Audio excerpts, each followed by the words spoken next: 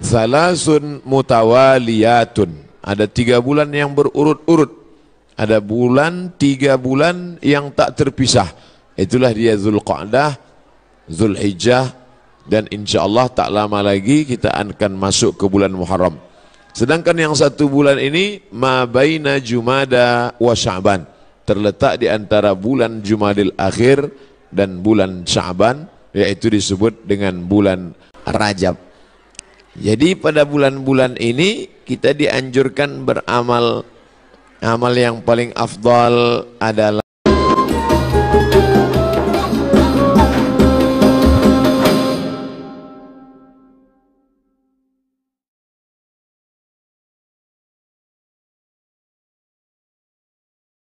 minha arba'atun hurum.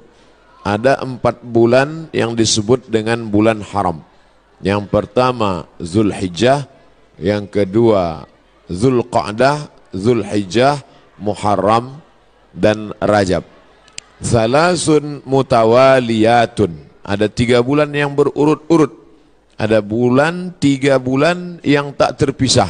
Itulah dia Zulqa'dah, Zulhijjah, dan insyaallah tak lama lagi kita akan masuk ke bulan Muharram. Sedangkan yang 1 bulan ini ma baina Jumada wa Sya'ban, terletak di antara bulan Jumadil Akhir dan bulan Sya'ban, yaitu disebut dengan bulan Rajab. Jadi pada bulan-bulan ini kita dianjurkan beramal. Amal yang paling afdal adalah melaksanakan puasa-puasa sunat. Khusus untuk bulan Muharram nanti itu ada puasa sunat yang disebut dengan puasa Asyura. Jadi yang paling bagus puasa itu tanggal 9, 10, 11. Kalau tidak sanggup 3 hari, karena kata Nabi SAW, jangan sama puasanya dengan puasa Bani Israel. Khaliful Yahud. Bedakan puasa kamu dengan puasa orang Yahudi. Orang Yahudi itu puasanya cuma tanggal 10 saja. Maka supaya kita beda dengan Yahudi, puasa 9, 10, 11. Kalau tak sanggup 9, 10, 11, pilih 2 hari saja, 9, 10. Nah, ketika Nabi sampai ke kota Al-Madinah Al-Munawwarah, Nabi melihat orang-orang Yahudi di Madinah itu puasa. Di Madinah ada 3 orang Yahudi. Yahudi Bani Nadir, Yahudi Bani Quraizah, Yahudi Qainuqa. Mereka tak makan tak minum pada hari itu. Nabi bertanya, "Ma hadza?" Hari apa ini? Mereka menjawab, "Hadza yaumun salihun." Ini hari yang baik. Najjallahu fihi Musa wa aghraqa fihi Fir'aun. Hari ini Allah menyelamatkan Nabi Musa dan menggelamkan Fir'aun laknatullah alaih. Maka kemudian mereka bersyukur kepada Allah dengan melaksanakan puasa pada tanggal 10 karena Allah sudah menyelamatkan Musa alaihi salam dan menenggelamkan Fir'aun. Maka Nabi Muhammad SAW berkata, "Nahnu ahaqqu bi Musa minhum." Kami lebih berhak terhadap Nabi Musa daripada mereka. Maka Nabi pun melaksanakan, memerintahkan fa'amara bisiyamihi, Nabi memerintahkan puasa. Jadi tentang puasa Asyura ini tidak ada ikhtilaf antara ulama tentang disyariatkannya berdasarkan hadis-hadis yang sahih tuntunan Nabi Muhammad sallallahu alaihi wasallam. Oleh sebab itu kita yang berbadan sehat, khususnya bagi perempuan yang banyak punya hutang puasa kemarin, dengan berpuasa di Asyura 9, 10, 11, dia sudah bisa mengqadha, mengganti 3 hari puasa yang tinggal. Karena perempuan yang kemarin tinggal puasanya di bulan Syawal, di bulan Muharram, di bulan Ramadan, itu bisa diganti bulan Syawal sebanyak 6 hari. Orang yang berpuasa 6 hari di bulan Syawal otomatis dapat pahala puasa sunat walaupun niatnya qadha. Begitu kata Imam Abu Zakaria Al-Ansari dari kalangan mazhab Syafi'i, yang disebutkan dalam kitab Fatawa Al-Azhar oleh Syekh Atiyah Saqar. Niatnya niat qadha saja, tidak niat sunat. Karena kalau niat sunat, qadha tak dapat. Tapi kalau niat qadha, maka otomatis pahala puasa sunatnya dapat. Begitu juga dengan orang yang puasa Senin Kamis, niat qadha di hari Senin, maka qadhanya lunas dan pahala Senin dapat.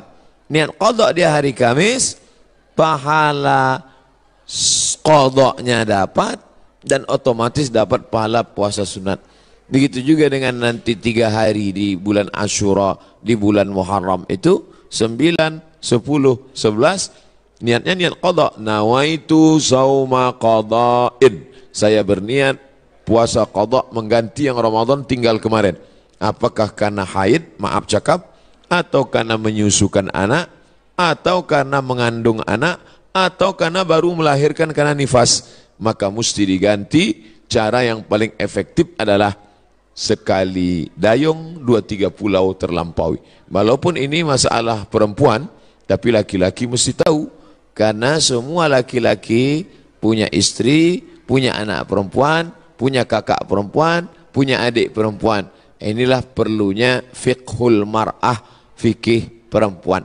Dengan melaksanakan puasa, badan sehat. Karena ternyata makanan yang kita makan itu banyak bakteri racun di dalamnya. Kenapa padi kita bisa tumbuh tak ada dimakan wereng? Karena ternyata disemprot dengan pestisida. Kenapa buah apel yang kita makan itu tidak berulat? Karena ternyata ulat tak mau memakan apel karena ada pestisida. Bahkan ikan asin yang kita makan pun itu kena formalin. Makanya tak dikerubungi lalat. Lalat pun tak mau. Kita aja yang mau makan ikan asin tuh. Oleh sebab itu orang yang pandai ditengoknya mana ikan asin yang tak dikerubungi lalat tak dia beli. Walaupun nampaknya segar. Begitu juga dengan ikan. Dulu kita tahu ikan cuma di es saja. Sekarang ikan disiram, direndam pakai formalin. Akhirnya kita memakan racun. Maka muncullah ada kanker darah, kanker tulang, cancer kata orang barat. Tak ada obatnya sampai sekarang. Ternyata penyakit-penyakit ini bisa hilang dengan menerapkan namanya terapi fasting. Fasting artinya menahan makan. Orang barat tak tahu puasa. Mereka tetap makan buah, makan ringan, minum air putih. Tapi mereka tak makan dari pagi sampai siang sampai malam. Ternyata kalau kita tidak makan, maka badan kita memakan diri kita sendiri. Itulah racun-racun hilang di dalam badan kalau orang menerapkan terapi fasting tak makan ini selama 8 hari dalam sebulan. Subhanallah, Masya Allah, ini belum lahir Nabi, belum lahir lagi orang yang menemukan penyakit ini sudah diajarkan oleh Nabi Muhammad SAW. 8 hari tak makan dalam sebulan, Senin Kamis, Senin Kamis, Senin Kamis, dan Senin Kamis. Maka siapa yang melaksanakan puasa Senin Kamis, tapi yang lebih bagus lagi adalah lebih banyak daripada Senin Kamis. Karena kalau Senin Kamis cuma 8 saja, tapi yang lebih banyak daripada itu adalah 15 hari. Ahabbus saum ilallah saumi Daud. Puasa yang paling disukai Allah adalah puasa Nabi Daud alaihi salam. Yasumu yauman, puasa hari ini, makan besok. Puasa hari ini, makan besok. Adapun saya menyampaikan tentang puasa ini karena kebetulan kita di hari baik, bulan baik. Bukan berarti saya sedang puasa, tidak. Jadi jangan nanti ketika diajak makan, Ustadz itu cuma pandai ceramah aja itu. Buktinya dia makan juga. Ini pun ceramah ini tak terlalu lama. Karena tadi saya dapat kabar cepat sikit, kepiting ini udah mau lari gitu. Bapak Ibu yang dimuliakan Allah Subhanahu wa taala, oleh sebab itu nampaknya di masa akan datang tak bisa lagi kita ceramah dalam masjid, mesti dibuatkan pentas karena jamaah mengamuk-ngamuk.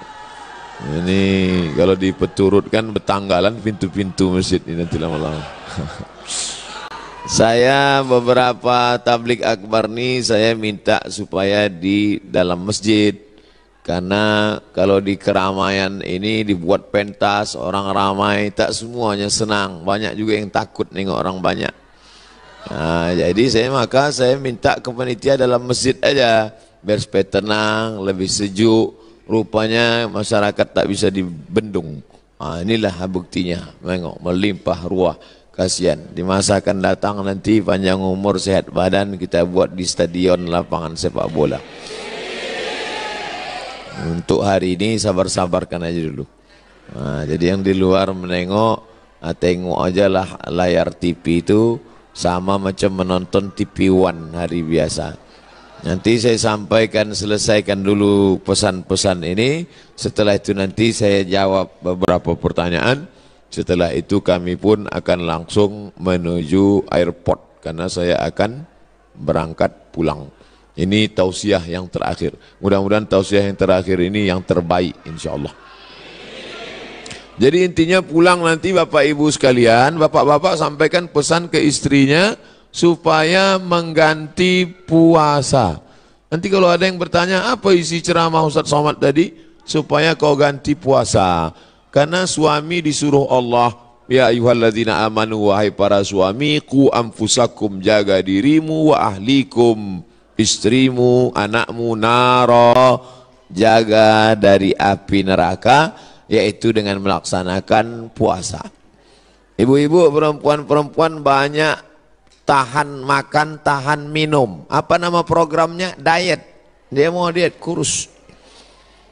Diet. Tahan makan, tahan minum. Tapi orang diet tak dapat pahala. Tapi kalau orang puasa, dua-duanya dapat. Pahala dapat, qadha lunas, pahala sunat dapat, diet menyusul. Dengan syarat jangan diganti di waktu malam. Karena banyak juga mengqadha puasa di waktu siang, mengqadha makan di waktu malam. Nah, tak dapat apa-apa. Oleh sebab itu maka badan sehat, otak sehat, orang yang sedang melaksanakan puasa menanamkan takut kepada Allah Subhanahu wa taala. Takut menganiaya orang, takut menengok yang haram, takut membicarakan aib orang. Kalau sedang puasa Asyura itu nanti mana ada orang mau membicarakan aib orang lain? Ibu-ibu yang ditelepon kawannya cerita tentang tetangga, anak si fulan, istri si fulan, tak mau dia bicara. Jangan bicarakan aib orang lain, stop. Nanti malam baru kita bahas, kata dia. Haram, tak boleh. Man lam yada' qaulaz zur, siapa yang tak meninggalkan cakap kotor, cakap yang tak baik, membicarakan aib orang lain, menganiaya, falaisa lillahi hajatun fi ayyada'a ta'amahu wa syarabahu. Tak ada gunanya dia tahan makannya, dia tahan minumnya kalau tidak menahan cakap kasar, aib, ghibah, namimah. La yadkhulul jannatan lamamun, tak masuk surga orang yang membawa-bawa cakap orang. Cakap si A tentang si B disampaikan oleh si B kepada si C, beradu kepala si B dengan si C gara-gara si B. Oleh sebab itu dalam hadis dikatakan Nabi membelah pelepah kurma, Nabi tusukkan ke suatu makam.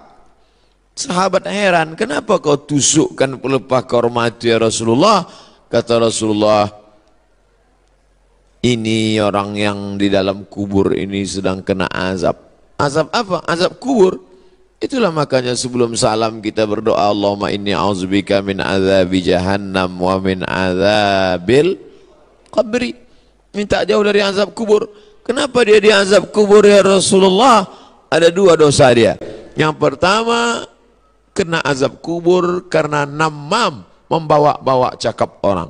Oleh sebab itu kalau lidah ini terpancing mau bicara aib orang lain, stop, diisi dengan zikir, tasbih, tahmid, takbir, tahlil. Tasbih, subhanallah. Tahmid, alhamdulillah. Takbir, Allahu akbar. Tahlil, la ilaha illallah. Kalimatani, dua kalimat. Khafifatani alal lisan, ringan di lidah. Thaqilatani fil mizan, berat pada timbangan hari kiamat. Habibatani ilar rahman, disukai Allah. Subhanallah bihamdihi subhanallahil azim. Subhanallah bihamdihi subhanallahil azim. Subhanallah bihamdihi subhanallahil azim. Jadi yang paling bagus diisi pada bulan haram ini, Dzulqa'dah, Dzulhijjah, Muharram, ini adalah puasa sunat. Tapi ada 4 hari di bulan ini tak boleh puasa. Di antara 3 bulan ini ada 4 hari tak boleh puasa. Itulah dia tanggal 10, tanggal 11, tanggal 12, tanggal 13. Kenapa tak boleh puasa? Karena hari raya daging kambing melimpah ruah. Walaupun tak semua bisa makan kambing ini, karena asal ditengoknya, baru menengok bungkusnya aja udah naik darah tingginya, belum lagi makan dagingnya. Nah, adapun sekarang inilah masanya membakar kolesterol, membakar karbohidrat, membakar yang kita makan pada saat penyembelihan hewan kurban kemarin. Adapun ibu-ibu, bapak-bapak yang masih banyak daging kurban di freezer itu, sedekahkanlah kepada anak yatim, fakir miskin. Ini udah hari raya yang keberapa ini di bulan Zulhijjah. Sudah mau habis bulan Zulhijjah, masuk bulan Muharram, tapi kulkas masih banyak yang belum bisa ditutup, masih menyipak kaki kambing itu lagi. Oleh sebab itu, maka ini menunjukkan kita ini ada sifat tamak, ada sifat tak ingin rezeki kita itu dimakan orang lain. Padahal puncak keimanan adalah la yu'minu ahadukum, kamu tak beriman hatta yuhibba li akhi, sampai kau sayang kepada saudaramu ma yuhibbu li nafsih, sama macam sayang pada diri sendiri. Tak sampai hati kita, makanan itu hanya lewat di leher kita. Kalau enak rendang kambing, gulai, soto, capcay, sop itu di lidah kita, di leher kita, maka kita bagikan kepada yang lain. Makanya kata Nabi SAW, idza tabakhta fa'akthir ma'aha, kalau kau masak banyakkan kuahnya. Kita disuruh masak banyak kuah. Untuk apa? Bagi kepada tetangga.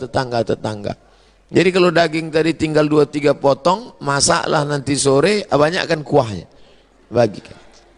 Tapi jangan gara-gara ceramah nih ibu tuh hasil bersedekah kuah aja sih. Apa maknanya? Sedangkan sikit saja dia bisa berbagi, apalagi banyak. Oleh sebab itu maka dalam Islam, tapi masalah lapar ini tak bisa kita ceritakan. Lapar bukan teori, tak bisa diceritakan. Lapar menurut bahasa, lapar menurut istilah, lapar menurut etimologi, lapar menurut terminologi. Lapar mesti dirasakan. Setelah kita rasakan lapar itu, maka muncullah rasa berbagi. Lapar Ramadan sudah lupa, udah agak lama. Ramadan, Syawal, Zulqa'dah, Zulhijjah, 5 bulan setelah itu datang kita disuruh mengingat lapar lagi. Itulah dia lapar 3 hari, tanggal 9, tanggal 10, tanggal 11. Ngaji jangan cuma pengajian aja. Pengajian nonton TV, pengajian di YouTube, pengajian sekarang live langsung, cukup.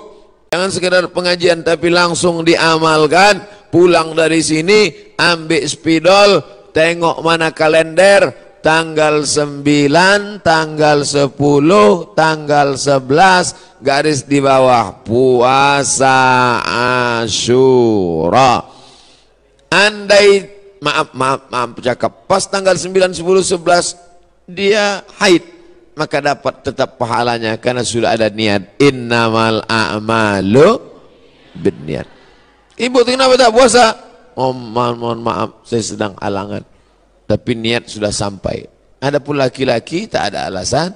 Kau kenapa tak puasa? Aku niat aja sudah sampai. Anda tetap laksanakan. Maka bapak membangunkan istrinya. Rahimallahu mar'an, Allah merahmati laki-laki yang membangunkan ahli bait keluarganya supaya mengingatkan dia puasa besok. Bu, Omak si Pulan, besok puasa, ganti puasa qadha kau yang tinggal Ramadan kemarin. Begitulah beruntungnya kalau punya suami solehah, kalau punya suami soleh, istri solehah. Tapi kalau dapat laki Fir'aun, tak mau tahu dia, sholat kau sembahyang tidak sembahyang bukan urusanku, puasamu bukan urusanku. Padahal dalam Islam diajarkan kita ini mesti menjaga orang yang ada di sekitar kita, keluarga, tetangga, sahabat, kerabat. Wa anzir ashiratakal aqrabin, berikanlah peringatan kepada keluarga-keluarga yang dekat. Ini penting sekali tentang masalah puasa ini. Semua penyakit berawal dari lambung. Semua penyakit berawal dari lambung. Oleh sebab itu maka kosongkan lambung, hilangkan bakteri. Coba tengok iklan di TV. Dari bakteri di dalam lambung itu muncul penyakit gula darah, muncul penyakit diabetes, muncul penyakit jantung koroner, muncul penyakit kanker, muncul penyakit makanan. Bagaimana supaya cara makanan tadi hilang? Ini diperbanyak puasa sunat. Bagi yang sudah puasa sunat, alhamdulillah. Bagi yang mencoba, mudah-mudahan disampaikan Allah Subhanahu wa taala niatnya sampai akhir. Jangan takut nanti puasa sunat badan lemas, puasa sunat kecuali dia pekerja berat. Bekerja berat tidak dianjurkan puasa sunat karena dia mencari nafkah. Bapak-bapak dari tentara, kepolisian, dia berat tugas. Polisi lalu lintas. Kalau dia puasa tak sanggup. Jangan untuk menangkap, mengembus semprit itu tak sanggup. Sedangkan ini tugas negara. Tugas ini wajib, sedangkan ini sunat. Jangan didahulukan yang sunat, meninggalkan yang wajib. Pegawai kantor camat disuruh duduk, pelayan masyarakat dari pagi sampai sore duduk. Tidur pula di musola. Orang mau ngurus KTP, akte kelahiran, perpanjangan segala macam, mana pegawainya? Tidur di musola. Kenapa? Puasa sunat, makan haram. Karena dia digaji oleh negara, APBN, APBD untuk melayani masyarakat. Bekerja itu wajib, sedangkan puasa ini sunat. Ini kalau ada orang model begini, ini orangnya alim tapi jahil. Alim kok jahil? Semangat beribadahnya kuat, tapi tidak punya ilmu pengetahuan. La ilaha illallah. Tapi tengok pangkal ayatnya, fa'lam annahu la ilaha illallah. Apa makna fa'lam? Berilmu. La ilaha illallah penting, tapi ada ilmu tentang la ilaha illallah. Siapa itu Allah? Awaluddin ma'rifatullah. Perkara pertama dalam agama ini adalah mengenal Allah. Wujud, qidam, baqa, mukhalafatul hawadis, qiyamuhu binafsi, wahdaniyah, qudrat, iradat, ilmun, ayat, sama, basar, kalam. Kaji sifat 20 mengenal Allah Subhanahu wa taala. Akidah pokok pangkal yang pertama. Setelah akidahnya kuat, barulah ibadah. Salat, puasa, zakat, haji, umrah, zikir, baca Quran. Tapi ada ibadah dalam hati. Salat nampak, Allahu Akbar. Haji paling nampak. Setahun lagi mau haji, kendurinya dari sekarang. Sudah balik haji, pakai sorban, pakai jubah, ditulis pula di pangkal nama, haji. Kalau tak ditulis pakai spidol, tak mau datang undangan. Tapi ada ibadah dalam hati tak nampak. Apa dia? Ridha. Apa dia? Qanaah. Apa dia? Sabar. Mana nampak orang ridha? Ridha itu artinya menerima ketetapan Allah Subhanahu wa taala. Termasuklah ibu-ibu yang di luar ini semuanya adalah orang-orang yang ridha. Tak nampak ustaz tu tak apa-apalah. Suaranya pun jadilah. Adapun tadi yang sempat unjuk rasa itu sekarang udah agak ridho sikit.